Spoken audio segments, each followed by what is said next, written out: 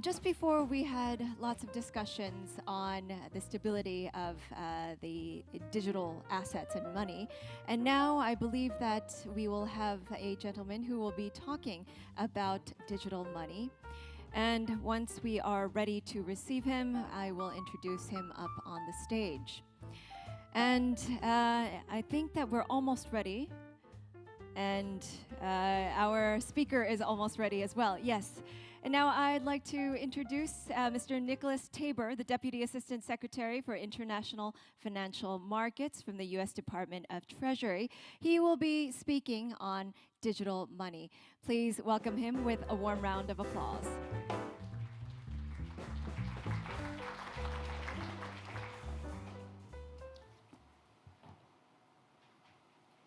Thank you very much. Thank you to the Ministry of Economy and Finance, the Bank of Korea, and the Financial Services Commission and the IMF for hosting me today and also for the opportunity to participate in the rest of this really insightful conference. It's a timely opportunity to discuss how best to ensure that monetary innovation supports a stable, well-functioning global financial system and economy. And I'm happy to report between you and lunch, my contribution to that discussion will be blessedly brief. I'm going to focus on cross-border payments, and my remarks will elaborate on the speech that Jay Shambaugh, Undersecretary of the U.S. Treasury for International Affairs, delivered in October. Today's topic is the future of money, but I want to begin a little bit further in the past. At some point, most U.S. students of financial regulation encounter an essay called Are Banks Special? It's a 1982 article from Jerry Corrigan, who was then the president of the Federal Reserve Bank of Minneapolis and later of the New York Fed. And most discussions of that article stop after the title. It's a particularly good title. It asks why we treat banks differently than other financial institutions, and indeed why we regulate at all. But if you read past the title, a different and more familiar story begins to emerge. In the late 1970s and early 1980s, across the United States, new non-banks had begun offering bank-like services at a lower cost or a higher rate of return. Banks hadn't stood still in the face of this challenge. In fact, financially, at least, they were faring, as Corrigan put it, rather well. But the resulting dynamic, and perhaps also the root cause, was an unlevel playing field, which put more regulated players at a disadvantage than their less regulated counterparts. And so in the face of this, Corrigan asked the question, was there anything left that could justify banks having both special privileges and unique and costly obligations? And in response to that question, he gave a clear root answer: payments. Only banks issue transaction accounts, he wrote. That is, they incur liabilities that are payable on demand, at par, and are readily transferable by the owner to third parties. Non-banks had their own payment products by this point, which, as he put it, appeared to have some or all of the characteristics of bank accounts. But none of those products had public support in the form of deposit insurance and the lender of last resort. Banks did have those things, and it gave them an ability that non-banks lacked, an ability to process payments consistently under almost all circumstances and even during a crisis. And that in turn made banks a critical source of backup liquidity to the financial sector and the real economy, as well as a key transmission mechanism for monetary policy. And as long as that difference existed, it warranted regulatory recognition, which included both the benefits of a banking charter and the costs from both regulation and supervision to limitations on involvement in commercial activities. So within that context, the question, are banks special, takes on a different meaning. It asks instead what the future of payments should be. Should that privilege, rooted in payments and the public support behind it, stay as it is? And is it possible to foster, as Corrigan put it, competition and innovation, and to support a growing and stable domestic and international economy without changes that render the banking system and the financial system unstable? Corrigan's world followed very different rules, methods, and norms for financial regulation and for financial stability, but the question that he asked then is relevant for us today as well. We're also experiencing a period of meaningful financial innovation. Payments issues are also at its heart. Competing visions and arrangements promise to finally address long-standing, even intractable problems. Diverse public and private initiatives using a range of technologies claim the opportunity to make cross-border payments faster, cheaper, more transparent, and more accessible. Policymakers must evaluate these claims and choose which ones to pursue or permit.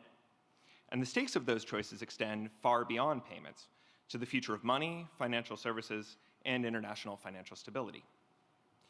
Cross-border payments are a focus in this debate precisely because there is so much room for improvement. These payments are too often slow, expensive, opaque, hard to access, especially for consumers in emerging markets and developing economies.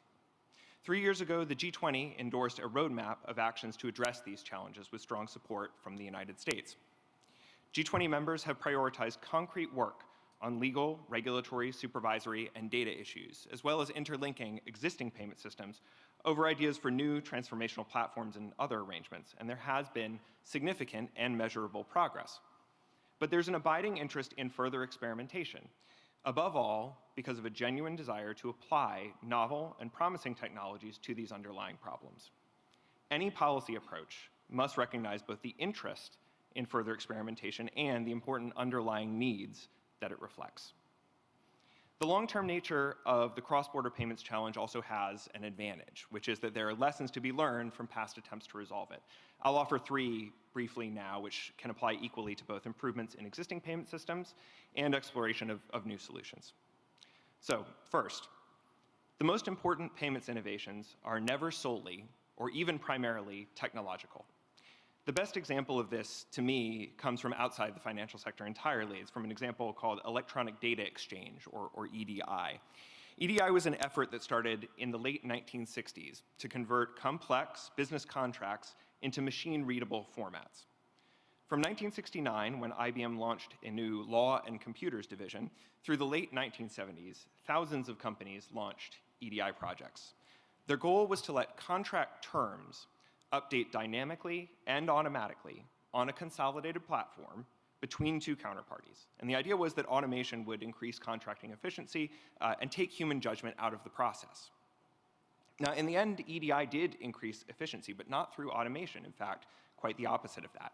EDI platforms were expensive to build, and firms only built them for their deepest, most reliable counterparties, where the odds of litigation or some other form of dispute were low.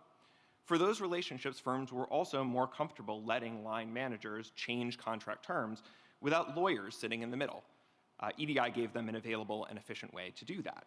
In this case, new technology let firms explore new operating relationships to one another, but only when they were supported by a clear understanding of each other's operations, priorities, risk appetites, and goals.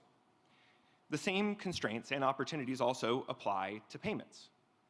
There was a recent report to the G20 from the Committee on Payments and Financial Market Infrastructures, or CPMI, which I'll refer to a couple of times. And it said that the first key considerations for any payment system operators, public or private, pursuing or considering pursuing interlinkage are strategic alignment and a common long-term vision and objectives. These foundations support every other feature of a shared payment arrangement, even the most basic, like a shared legal, regulatory, or governance framework. Technology, in other words, can make it easier to explore, discover, or act on alignment between parties. It can't, on its own, create alignment where none exists. A second lesson. Cross-border payments implicate a wide range of domestic and international policy issues. And this includes banking regulation, just as it did for Corrigan, but it also includes questions about transparency and privacy, about national security, about economic and financial inclusion, and about the role that a jurisdiction plays or seeks to play in the global economy. Payment systems are primarily the purview of central banks, but payments policy touches on issues that go outside a central bank's traditional mandate. And as a consequence of that, making progress on payments policy also requires engagement from a broad set of public and private actors. To that end, in the United States, the US Treasury and the Biden administration have been pursuing a complementary role to the Federal Reserve. Since last fall, Treasury has led a working group on the future of money and payments. This group considers the implications of new payments technologies for broader US policy objectives. And these include the smooth functioning of the international financial system, national security objectives, and privacy and financial inclusion. And in so doing, our work dovetails with the focus and the independent work of the Federal Reserve. Treasury's work has 2 core goals. The first is to improve cross-border payments. And the second is to ensure that new payment systems and other innovations are secure, resilient, and reflective of democratic values and core US interests. And within that, our work also has more specific goals. We aim to ensure that the dollar continues to fulfill all its functions in ways that are mutually beneficial to the United States and the rest of the world. We aim to support the security and resilience of future payment systems, while in parallel improving the speed and efficiency of existing payments infrastructure. We aim to ensure that new payments technologies protect users' privacy, minimize the risk of illicit financial transactions, and promote equity and inclusion in the delivery of payment services. A third lesson, and this is an axiom of Treasury's work on this topic as well, is that robust international standards are essential, both to progress on cross-border payments and to broader financial stability. It's no coincidence that the 1974 failure of Herstatt Bank led to the creation of both the Basel Committee on Banking Supervision, which Neil represented on here yesterday, and the CPMI. Herstatt showed that strong supervision and reliable payment systems are both essential to managing the unique and complicated risks of cross-border financial intermediation. Standard setting is a critical tool for achieving broad consensus on the measures that preserve that stability, and the utility of international standards, including over other more hypothetical arrangements, has been borne out over decades. The consistent application of strong standards, like the Principles for Financial Market Infrastructure, or PFMI, to new technologies and across jurisdictions can reduce risks, uphold a level playing field, and reduce frictions between new and legacy systems. Where standards are absent, we should look to experienced institutions to both guide and develop them, like the G7, the G20, the CPMI, and the Financial Action Task Force. And in both cases, present or absent applicable standards, the United States has an interest in preserving and promoting standards that are consistent with democratic values, including sound economic governance, financial stability, individual rights, and the rule of law. This is true regardless of the technologies that we choose for either our domestic payment systems or the cross-border payment arrangements in which we are involved. Standards are also critical for a broader reason, which is that there is no clean slate in payments. The complicated, imperfect architecture that we have for payments has grown and changed episodically and over time, facing many challenges that have persisted for decades. It is also, and simultaneously, the architecture on which virtually all day-to-day economic activity relies. Governments do not have the option of designing real-world networks seamlessly, flawlessly, and from scratch. New systems and technologies must, by necessity, enter into and coexist within this broader architecture. They will need to interact with legacy systems, and payment systems with different technical designs will still need to interoperate across borders. Adherence to, and where necessary, the development of strong international standards will facilitate this kind of legal and technical interoperability. Under these conditions, making further progress is necessarily going to be complicated. The easy steps towards improving cross-border payments are behind us. The hard, detailed work of identifying and addressing frictions is all that remains. The work that we have ahead of us will require sustained support, attention, and engagement from a range of countries and public and private actors. But the potential gains of this are well worth the cost. And we should and we will continue to pursue them. Thank you very much. Thank you very much, Mr. Nicholas Tabor, for sharing your insight. Thank you. Please give him another big round of applause. Thank you. Well, that was the speech on digital money from the Deputy Assistant Secretary for International Financial Markets, Mr. Nicholas Tabor. Well, ladies and gentlemen, I think that we were full steam ahead in the morning, and now we have lunchtime, and I believe that it was a well-deserved lunch. Unlike yesterday, when we had the lunch boxes in your seats, we will move and we'll use our legs a little bit and move upstairs to the duty ballroom.